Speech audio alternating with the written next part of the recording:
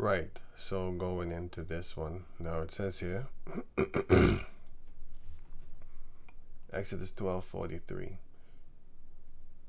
And Yahweh said unto Moses, wait, let me do a few other things before that. So here you have, for example, the word Grecians, right? Because I did say that the word Nakar, it's talking about a heathen nation, right? Wait, where was it again? Here, oh yeah, here. The word Nakar, it's talking about the heathen nations, which is Hebrew 5236. Hebrew 5236, Nakar. So this is talking about the heathen nations.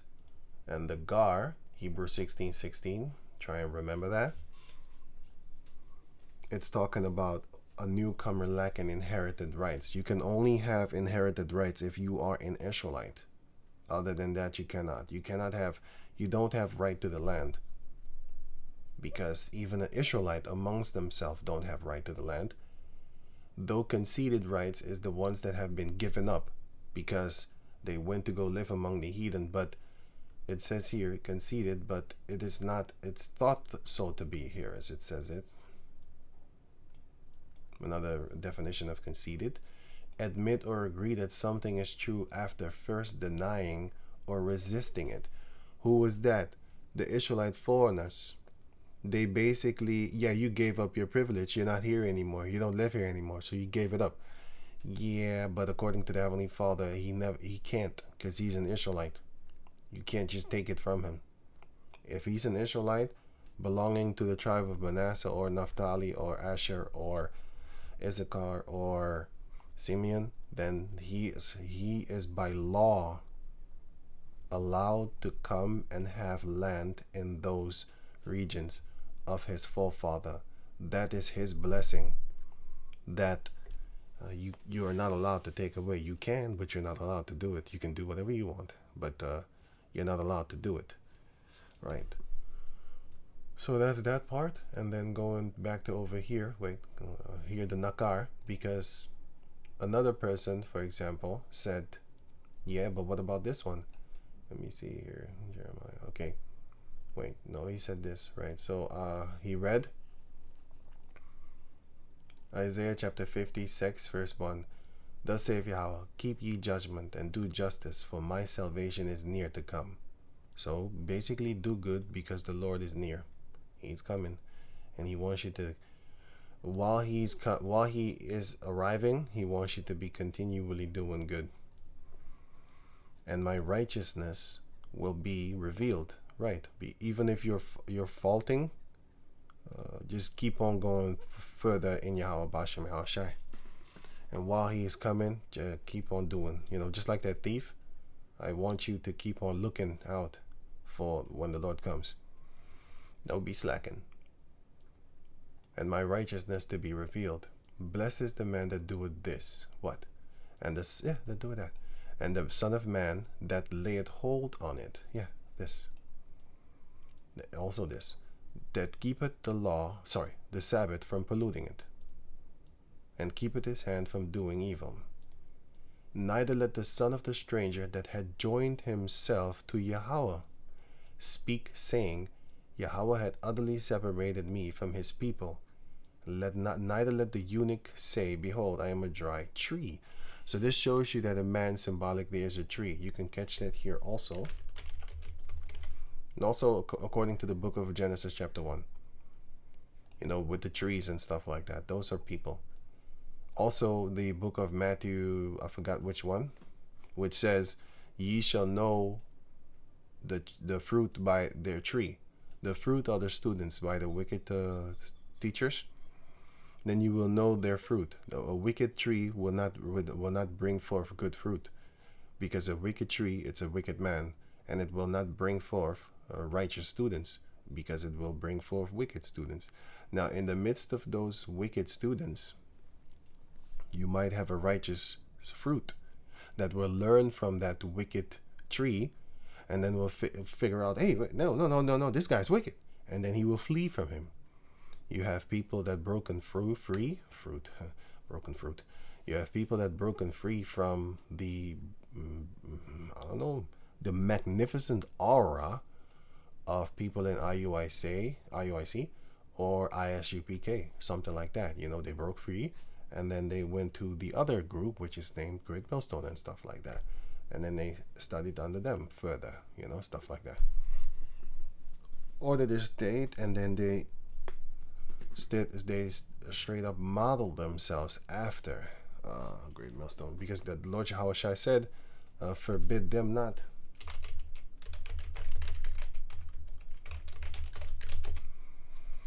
Matthew, no, not that one.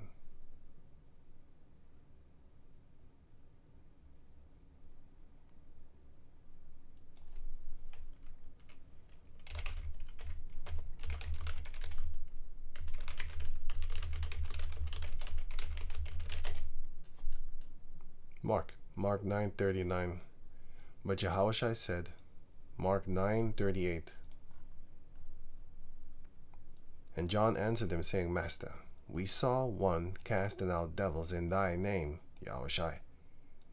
And he followed not us. So he was not a part of us. He was not in this banner, this group that we have, for example, whatever name.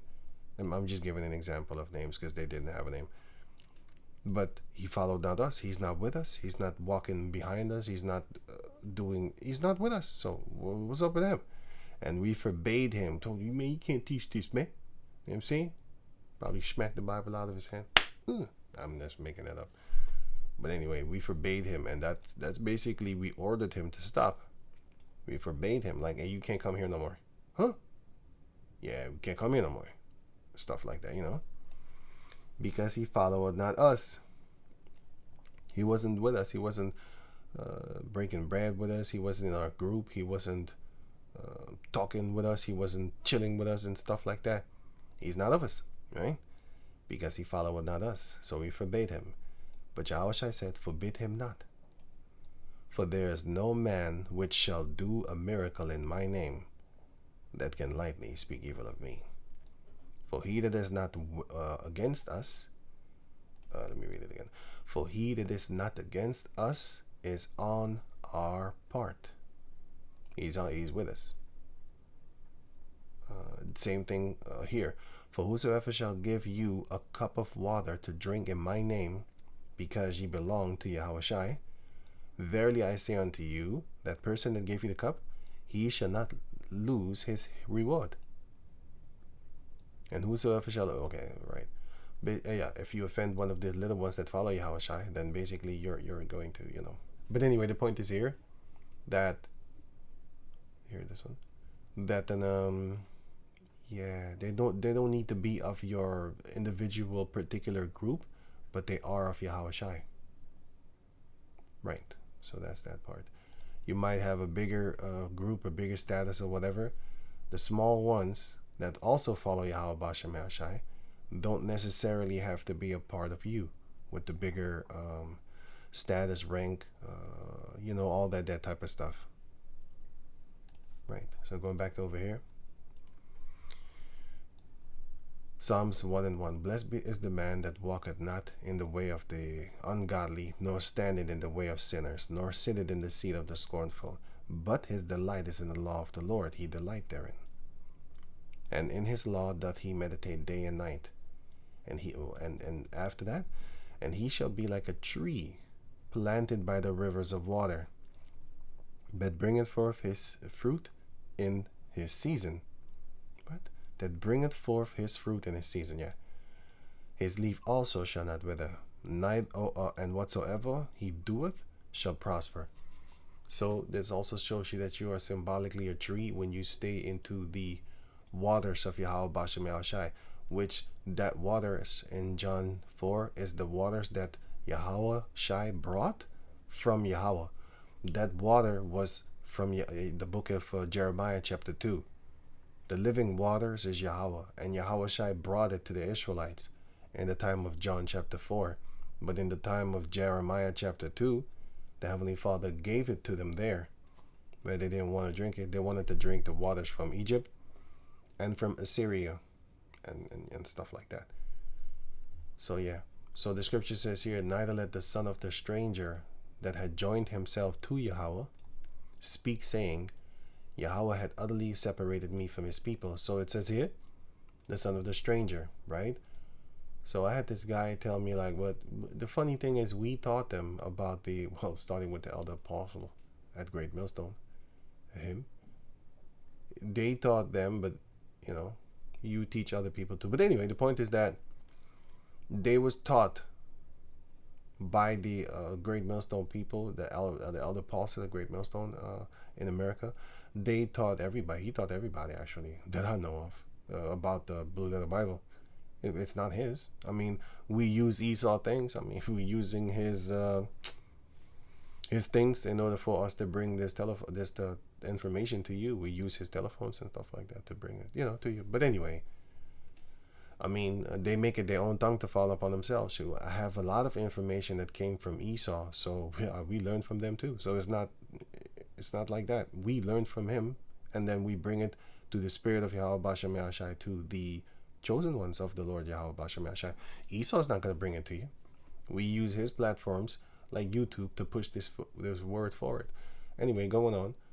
So they learned from the elder apostle, and then they want to use the Blue Letter Bible against the elder apostles and stuff like that, because he came with it. The elder apostle, he came with it. I didn't come with this. I learned off of it. Neither let the son of the stranger that had joined himself to the Lord. So this would make you think that, oh, wait a minute, the son of a stranger. So it says here, Hebrew 5:2-3:6. And here it says also, Hebrew 5:2-3:6. So this is the son that is not allowed to eat of the Passover, right? Before the two dots. But anyway, this is the son that is not allowed to eat of the Passover. But here it says that he is allowed to join the Israelites and then become an Israelite. That's not talking about that, because this is a trickingly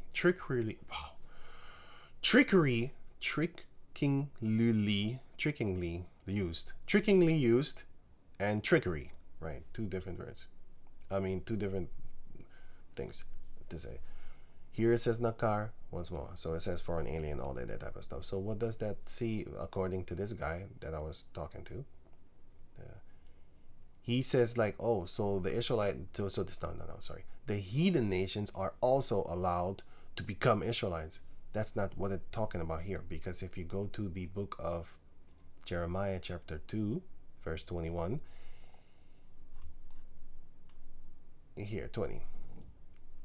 Jeremiah 2:20. For of old time I have broken thy yoke and burst thy bands, so the Most High freed us. And thou saidest, I will not transgress. I'm not going to do it again. I'm not going to make mistakes again.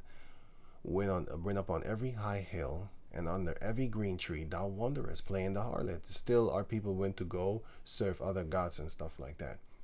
21. Yet I have planted thee a noble vine. Isaiah chapter 5.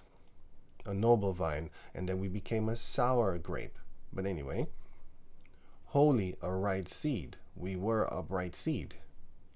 How then art thou turned from the holy plant, the noble vine, the holy right seed? How then art thou turned into the degenerate plant of a strange vine unto me? So what is that strange vine?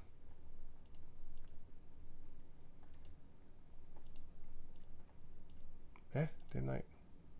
Thought I didn't. Oh, I didn't know. Okay. That strange vine, Jeremiah 2 and what, 20? 21. It says here, of a strange vine unto me, and this is Hebrew 52. 37, sorry. I was supposed to put the emphasis on 37, but I was looking to color the thing with my keyboard. But anyway, it says here, Hebrew 52:37 instead of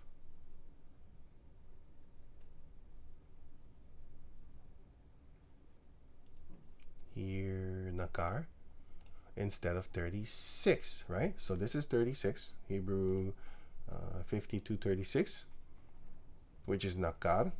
And here is Hebrew 52 37, which is Nakar ya. It's the same thing.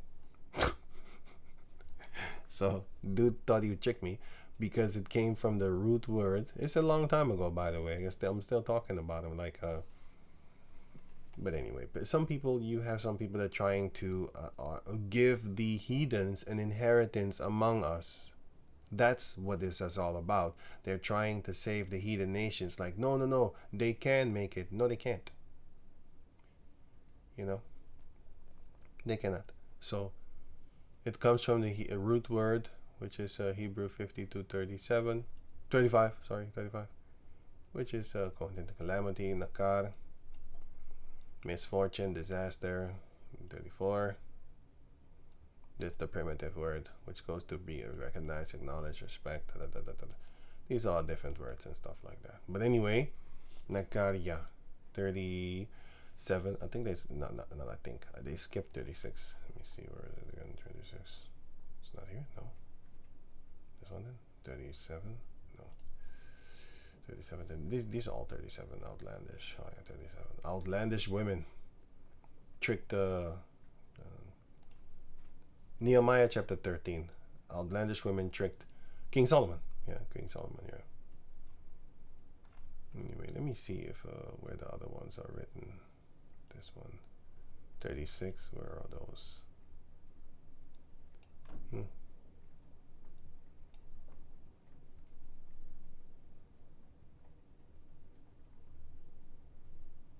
Right, okay, cool. Okay, going on. 30, okay, 52:37. 52, Hebrew 52:37. It's the same thing. So figuratively, unknown, unfamiliar. Right, that's what it goes into. So what did the Lord say? He said, "Yet I have planted thee a beautiful vine, a noble vine, royalty." Isaiah 5 and 7. For the vineyard of the Lord of hosts is the house of Israel, and the men of Judah his pleasant plant. And he looked for judgment, but behold, oppression, because we were screwing each other over. For righteousness he looked, but behold, a cry. Everybody, you had people crying like, "Whoa, wow, this is horrible," stuff like that. But he was looking for righteousness, which is what we're supposed to be modeling ourselves after. So we became wild grapes, because the Lord wanted us to bring forth sweet grapes. But we didn't. We brought forth wild grapes. And you know what wild grapes will do to you? It will break your teeth, because it's sour. Nobody wants to eat grapes that are sour. You don't want that. You throw it away. It's not good for eating. You don't do that. That is what we became. The Lord decked us. He protected us. He fenced us. He gathered the stones thereof out of us, which are the heathen nations in the this is the land of Deuteronomy chapter 7 verse 1. He protected us. He gathered out the stones thereof. He kicked out the people of the land. Deuteronomy 7 and 1. When Yahweh thy power shall bring thee into the land whither thou goest to possess it, and had cast out many stones before thee, many nations, the Hittites and the Girgashites and the Amorites and the Canaanites and the Perizzites and the Hivites and the Jebusites, Jerusalem. Jebusites had Jerusalem. 7 nations greater and mightier than thou. So he kicked them out. Deuteronomy 9. 5. Not for thy righteousness, nor or for the uprightness. Us to start at 4. 4. Deuteronomy 9:4. Speak not thou in thine heart after that Yahweh thy power had cast them out from before thee. Who cast out? The heathen nations. Saying, for my righteousness Yahweh had brought me in to possess this land. No, but for the wickedness of these nations doth Yahweh drive them out from before thee. And how long was their wickedness browsing? Genesis 15 and 13. 400 years. The point is 400 years. I don't have to read it. 400 years. So it says here, let me see, 16. But in the 4th generation they shall come out hither again, For the iniquity of the Amorites is not yet full. And who was the first nation of the Canaanites that we killed? The Amorites. We killed them. And Og, Sihon and Og. King Og, the giant, and Sihon, which was also a giant. He was also big, but Og was bigger. He was really like, whoa, oh shit. But the land was full of giants. They were all big. But Og was like he was like the real scary one. He was of the ancient ones. He was like Raphaim. He was that one. And the other ones were giants too, but there were other named giants. But yeah, going on. So he was of the old giants, Og. And the other ones were giants too. Numbers 33 shows you that. So it wasn't only Og. He was the last of the giants, of the ancient giants. He was the last of them. And then he died. And then later on, other giants popped up, which Amorites or Canaanites. They had giants too. And then you had Mizraim, which were the Philistines. They had giants too. That's what I'm saying. Where you had the whole land was full of giants. You know, but others were bigger than others. They was like ridiculous. And then the others were giants. There was also like, what? You kind of scare me, right? Those type of giants. Okay, so the Lord fenced it, protected it, kicked out the stones, and planted it with the choicest vine, the noble vine. That's how he planted the garden. And that garden at that time was then the land of Canaan. I'm not talking about the Garden of Eden, not that one. Which is where the river Euphrates is. That's the Garden of Eden. It says it tells you that in the book of Genesis chapter 2. And I'm not talking about the garden before the flood, you know, of Noah. I'm not talking about that one. I'm talking about the garden after the flood of Noah, where you had the king of Tyrus dwelling also. The king of Tyrus was there too, and built a tower in the midst of it, and also made a winepress therein. And he looked that it should bring forth fruit, grapes, and it brought forth wild grapes, which is sour, and now inhabitants. And then the Lord was going to kick us away and stuff like that, you know. Yet I had planted thee a noble vine, wholly a right seed. How then art thou turned into a degenerate plant of a strange nation unto me? You turned into a strange nation. That is what it's talking about when it says here, neither let the Nakar that had joined himself to Yahweh. A Nakar cannot join himself to Yahweh. What is this talking about? It's an Israelite foreigner that turned himself into a Nakar, and then therefore think like, oh man, the Lord don't love me no more. Look, I look like them. I look like the heathen nations. He don't want me no more. And I ain't got no kids. I'm about to die with no inheritance, nothing. I'm a dry tree. I don't have children. And I'm about to die and be exterminated here. My name shall be cast out, not remembered anymore, according to the book of Numbers, Numbers 27, and also Numbers 36. I will not have a name anymore. Then the Lord comforted that man by saying, neither let the son of the Israelite foreigner that is turned into a Nakar, all right, that had joined himself unto Yahweh, saying, Yahweh had utterly separated me from his people. So don't say that. Neither let the eunuch say, the ones that that don't have children. Sorry, I mixed up two together. The ones that don't have children, behold, I am a dry tree, because the Lord is going to bless you. The Israelite men that have no children, don't worry about that. Don't say, I'm a dry tree. I ain't got no kids. I'm about to die, and there's no inheritance. Nothing. I'm about to get wiped off away from the name from among my people, my brethren. Yeah, don't worry about that. The Lord got something better for you. Better than men that have children and daughters, sons and daughters. Verse 4. For thus saith Yahweh unto the eunuch that keep my Sabbaths, and choose the things that please me, and take hold of my covenant, even unto them will I give in mine house, which is the universe, and within my walls a place. The house of the Lord is the universe. also. Because it's everything is his. Everything in existence that you can see and cannot see belongs to the Lord. So that's why I said universe.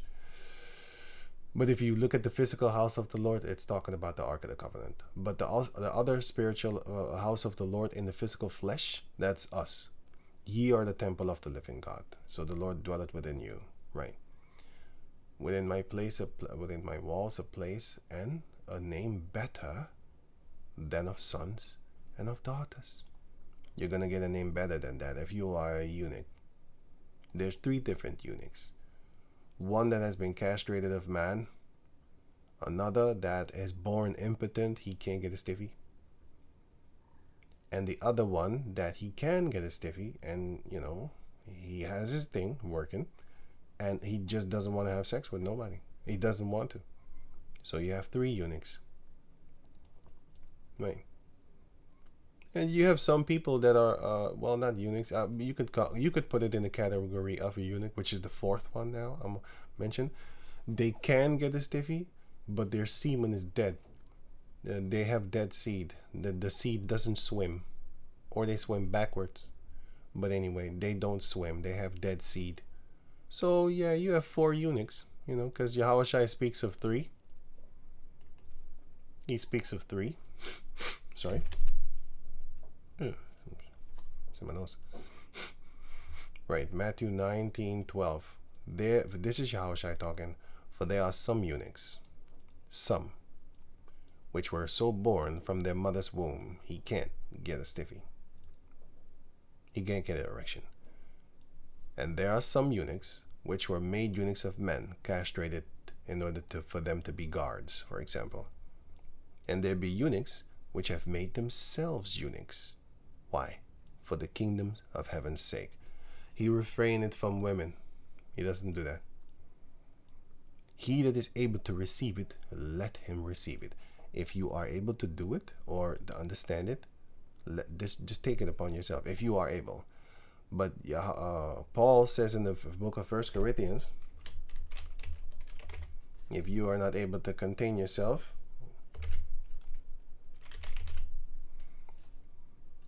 verse 9, 1 Corinthians 7:9. But if you cannot, wait, let me see here. 6. But I speak this by permission and not of commandment.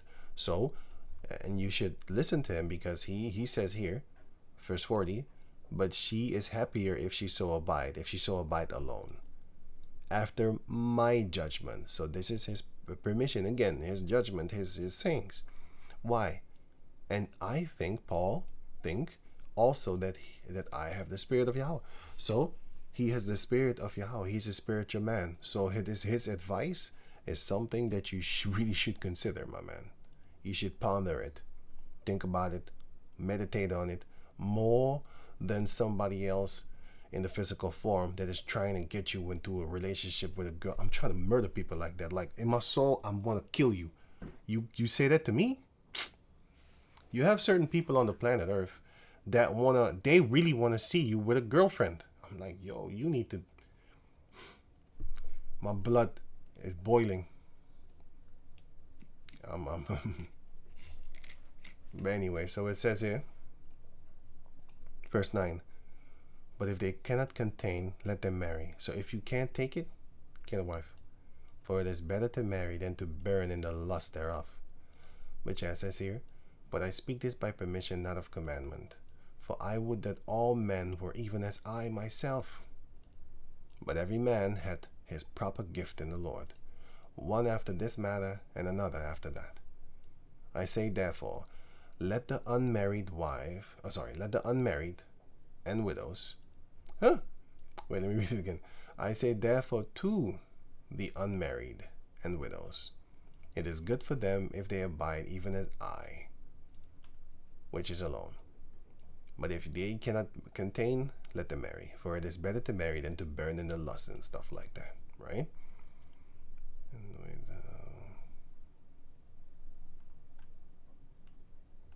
He has other things where he says, so this is by permission, he speaks, but he will also say, this is here. Here. Now concerning virgins, I have no commandment of the Lord, yet I give my judgment, as one that had that had obtained mercy of the Lord Yahushai, to be faithful. So, verse 27, right. Art thou bound to a wife? Seek not to be loosed. Art thou loose from a wife? Seek not a wife. Right. But I'm looking for other one. Command. Yet not I, but a commandment. Oh yeah, here. So this is by permission, and it is not a commandment of Paul, but this is a commandment. Verse 10. And unto the married I command, yet not I, but the Lord. So he commands you in the name of Yahweh. But this one is not a commandment. This is, he speaks by permission. And he's a spiritual man.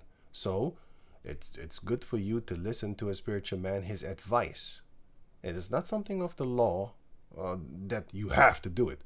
This you have to. And unto the married I command, yet not I. He's not doing permission. Like, can I speak? Can I? Do I have permission to speak? Yeah, that's not what he's doing. He's commanding you, and that is not his commandment. It's the Lord. But the Lord, let not the wife depart from her husband. This is a commandment. You are not allowed to divorce. That's why I was talking about the other video before this. I was talking that you have women here in the Netherlands, Arab women with the hijab on their head that are divorced. I'm looking at them like, wow, you're allowed to do that? I don't think you were allowed to do that according to your Quran. But anyway, they're amongst Esau, so they do what they feel like. But anyway, so enough of this. So going back to over here, so you have different eunuchs. I just quoted the fourth, which is the one that is able to get a stiffy, but he doesn't, his seed is dead. You know, there are people like that, believe me. So he's a eunuch, but he's more as of a dry eunuch, meaning his seed that is wet, it's dead. The semen is dead. It doesn't swim. The little tooties, the little things don't swim. But you have the other ones that he can't come because he can't get a hard on. So that one is also what is mentioned there in Matthew 19. So right, concerning this part, this is talking about an Israelite that has become like a heathen, but it's coming back to Yahweh. This is not talking about an actual stranger.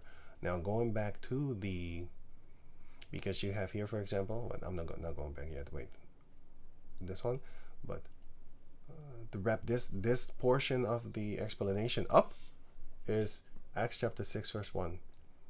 And in those days, when the number of the disciples were multiplied, there arose a murmuring of the Grecians against the Hebrews, because their widows were neglected in the daily ministration of food. Because the Hebrews were like, no, these women are not going to get, they have customs. Women don't give out food because you don't know if she's on her period. But the heathen nation Israelites, they don't know about that. They don't know about those laws. Because it is explained that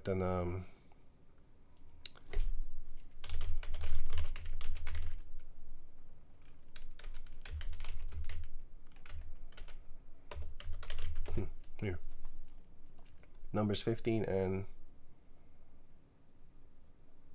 27. And if any soul sin through ignorance, then he shall bring. Okay, so if you sin through ignorance, verse 28. And the priest shall make an atonement for the soul that sinned ignorantly. So he didn't know. It doesn't mean you're stupid. Because you have people that are ignorant.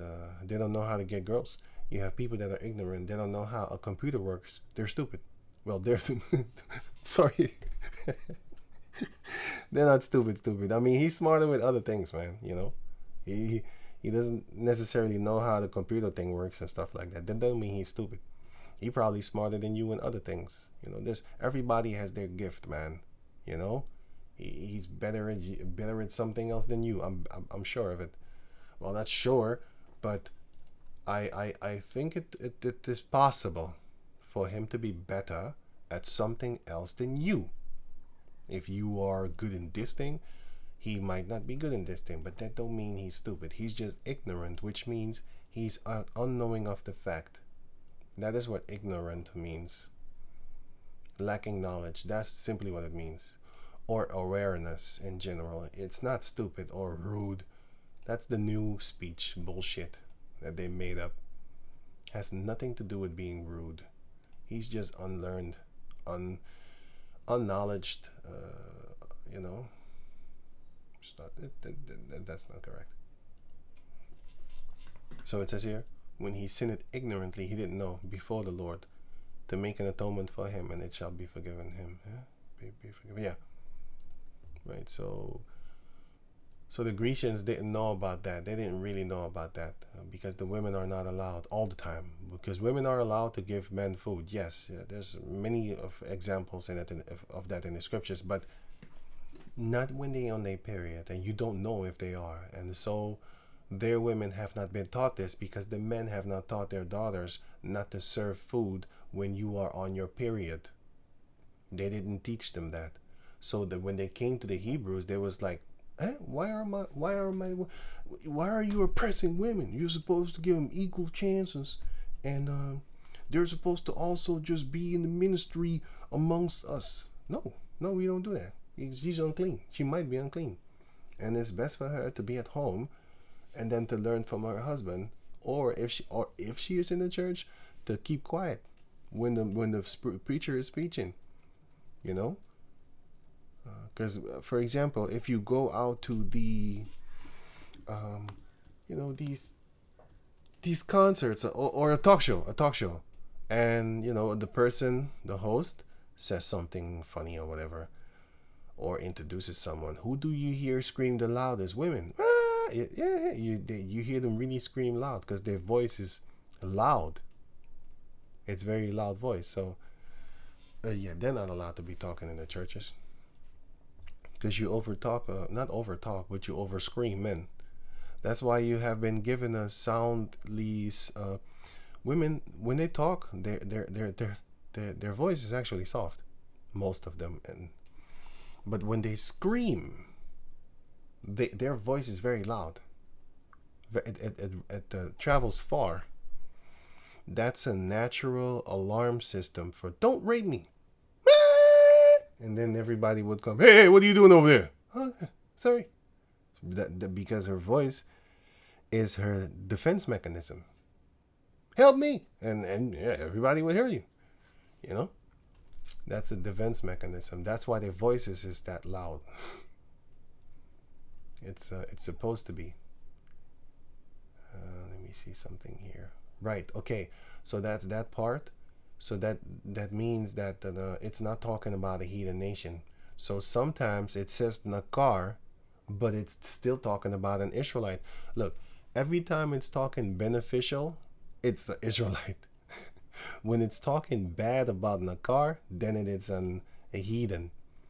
Because these are one of the few places where the Israelites are being compared to as being called heathens. And you can catch that here is another one.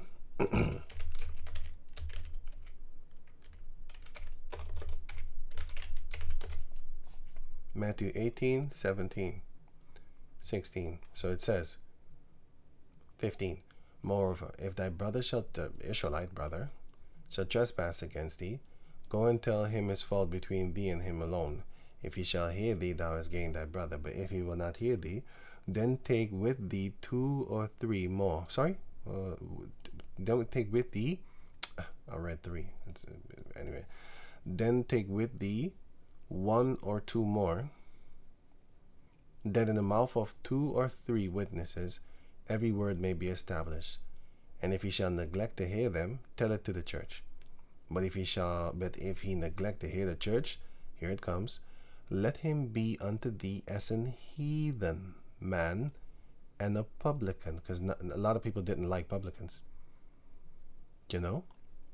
so treat him like a publican. Publican is a tax collector, and everybody hated the tax collector.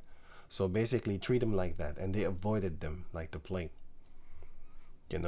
But you had publican that were righteous men in Yahweh Ba'ashem Yahushai. And the Lord loved them, because it shows you right here. Luke chapter 19, verse 2. And behold, there was a man named Zacchaeus, which was the chief among the publicans. So he was a publican, but he was a chief publican. And he was rich, and he was rich at that too. So these are two things that you'd be looking at like, oh, no, you're not going to make it. But it says right here in the verse 9, and Yahushua said unto him, this day salvation come to this house. Is salvation come to this house? Why? For as much as he also is a son of Abraham. For the Son of Man is come to seek and to save that which was lost. So, the rich man, and he was a publican, shall also be saved. But why? Because he is also a son of Abraham, Isaac, and Jacob. So that's that part concerning rich people. Some can make it, which you should already know. Even if it's very hard, it's still doable. Okay, so that part. So let me go to the other part now, which is this. Wait, sorry. You had the Grecians, and those Grecians are actually Japhet, as you can see here. It's mentioned as Japhet. But the Grecians are Japhet, but Greeks are Japhet. Is it not here? Let me see. Grecians.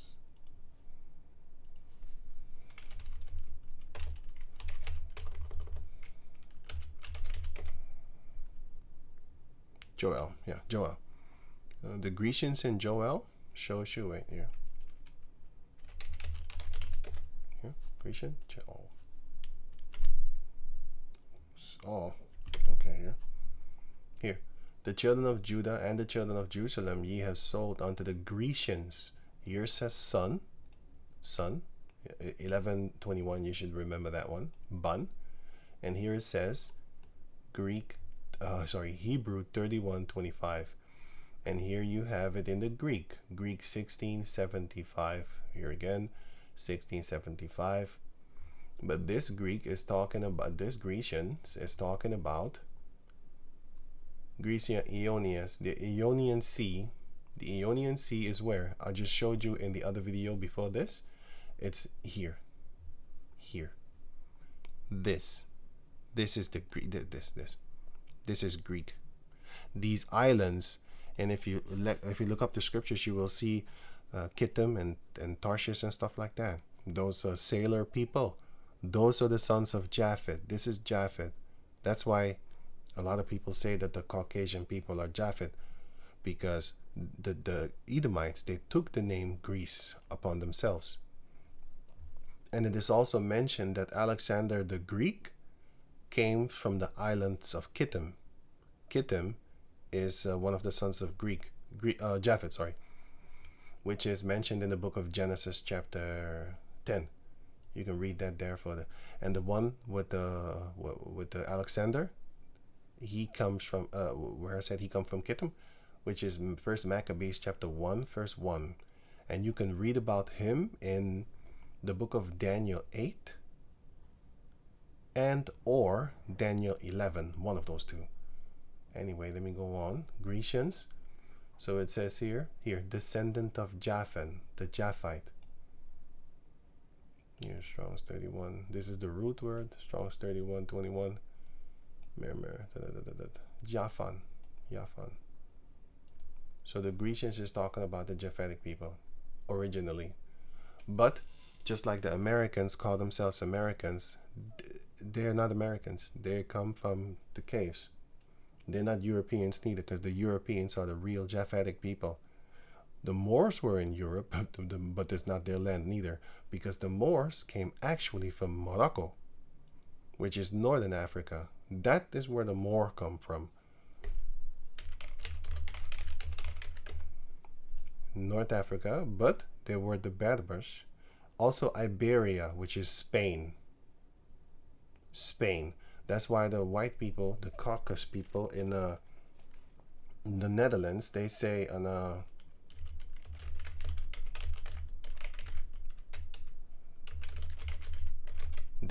Black Pete comes from Spain. According to the according to the survival thing, according to the tradition, St. Nicholas and Black Pete arrive every year in November by steamboat from Spain. This is what the fucking cave monkeys are talking about. But anyway, because I saw the picture, and the Assyrian people in the Middle East, they do this. The Spanish people do it too. This thing, where they mock us because they conquered us, just like how you have the Native Americans being mocked every year with the food. That's the same thing that we have every year, commemorating, I wanted to say, commemorating or memorating the deaths of the Egyptians, the Mizraim people, because they enslaved us for 400 years. And then we celebrate their deaths by food, as you can see it here. So they celebrate our deaths by food also. But there's a difference. You're celebrating the sons of God, their destruction. You're going to be exterminated for that. But we are because we didn't do anything to you, you filthy beasts. But these Egyptians, they enslaved us 400 years for nothing, just because they felt like it. But anyway, but it was prophesied already anyway. Exodus chapter 12 verse 26, and you can read the rest for yourself if you have the time. It's talking about the Passover. And it shall come to pass when your children shall say unto you, what mean ye by this service, the service of the Passover, the lamb and stuff like that? Then ye shall say, this is the Lord, is the sacrifice of the Lord's Passover, who passed over the children of Israel in Mizraim, when he killed the Mizraimites and delivered our houses. And the people bowed their head and worshipped. So what is the meaning of the Passover? It is to show to celebrate the deaths and the freedom of our people and the destruction of their children. Celebrate the death of the children of Egypt, the ones that had us in slavery, and the Lord killed them. So he passed over our houses and killed them and went into their houses. And then when he saw the blood upon the doorpost, then he passed over our houses, like, I'm not going to go in there because I'm going to kill you if I come in. The destroyer, which is Yahushai. Wisdom of Solomon chapter 18 shows you that the angel of death, that's Yahushai. Wisdom of Solomon 18 shows you that he is that mighty word that leaped out of heaven. He's the word of God, right? The word of the Lord. John 1:1. That is Yahushai. So going back to over here, this is what they celebrate in Spain. In the Middle East, they have their too. So they hate us too. They mocking us too because they mocking our fall. And then they eat. Then they go feast. Then they go eat. Just like the Thanksgiving. It's the same thing as the Passover. Their Thanksgiving, they honorate Satan for being able to kill us, the Native Americans, and stuff like that.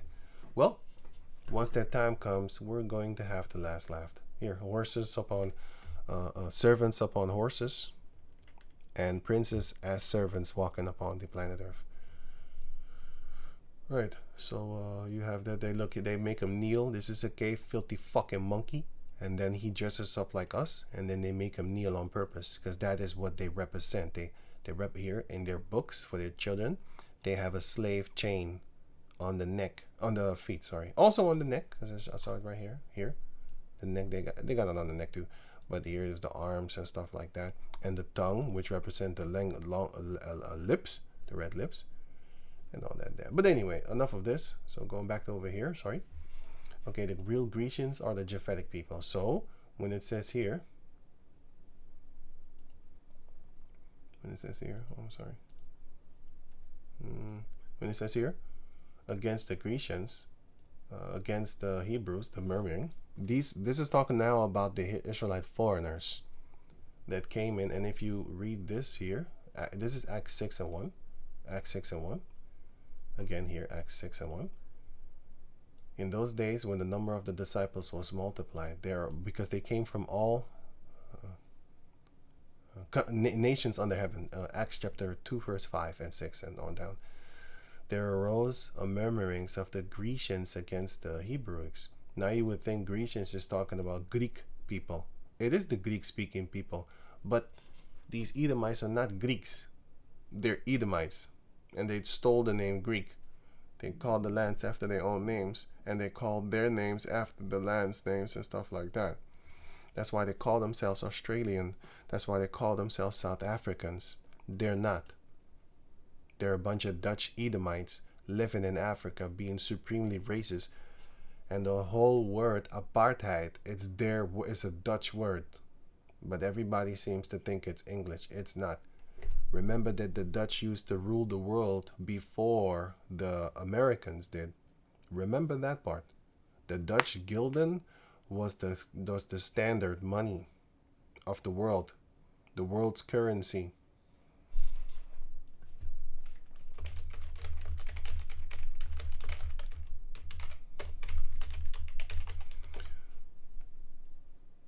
There was, shut up. You don't know what you're talking about, goddamn devil. They're lying once more again. Let me see.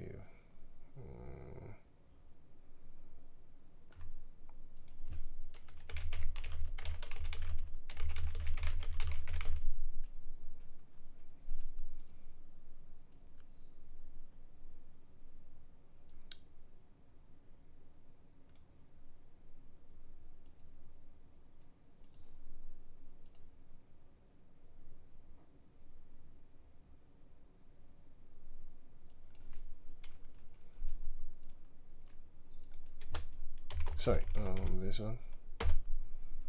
Here. The Dutch guilder was the de facto reserve currency in Europe in the 17th and 18th centuries. Between 1999 and 2002, the guilder was officially nationalist subunit of the euro. They turned it into the euro. But it was the world's currency. I have other videos showing you that. Let me see.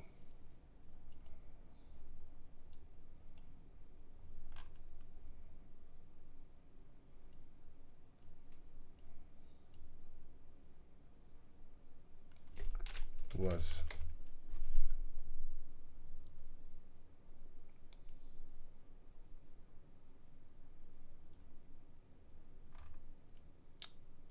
the global, what was it again? Global, damn it, what word should I put in?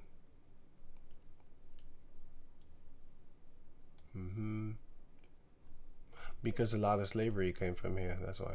Well, yeah, you said it right here. Colonial empire. They also had colonials in Jaffet, Indonesia and stuff like that. They also had there, so they got money from there too. Riches and stuff like that, roughly. The last colon. Okay, let me leave this because like I made another video that shows you that the first currency, the world currency. Damn it, what's the name? Sorry. This is what I want. The Dutch gulden was the first world reserve currency other than gold and silver because it was the first empire to extend around much of the world and to have its currency so broadly accepted. They were the world's first reserve currency. Not just here in the Netherlands and stuff like no. World, the whole world. As they went and conquered all these places. The Dutch are fucking cruel if you don't know about that. you think they're lovey-dovey and fucking docile and shit. They're not. They did some cruel shit. And let me see something here. Okay, cool. So it says here the Grecian, no, sorry. And in those days, when the number of the disciples were multiplied, and there arose among the there arose a murmuring of the Grecians against the Hebrews, because their widows were neglected in the daily ministry, which is distribution of food, ministration. Sorry. Here, for New International Version, in those days when the number of disciples were increasing, the Hellenistic Jews among themselves complained against the Hebrewic Jews. Why? Because their widows were being overlooked, because they, around here, for example, the Dutch people, also just the Caucasian people, not just Dutch, they want to teach you that not having sex with your girl on her period is a form of woman hate. Fucking ridiculous. So they want you to not overlook them. They want you to treat them, love them, hug them, sleep next to them, have sex with them, by the way, when they're on their period. That's the type of shit that these Edomites are pushing. And they was coming with the same thing there too, because the heathen nations do that. Anyway, we're being over, and also with the food and stuff like that. We're being overlooked in the daily distribution of food. Yeah, you can't do that because you're not allowed. We don't know if you're bleeding or what. I don't know. I don't trust you. Shit. So the point is that those Grecians were Israelites. Yeah? Whether it be among Japhet or whatever, it's Israelites. That's what it's talking about. So these Grecians are Greek 1675. Greek 1675. Those are Greek-speaking Jews. And the original Greek language is Japhet. They got it from them. But the Edomites was not speaking that. They had their own thing. Because nowadays they call themselves Australian. Do you think that the Aboriginals,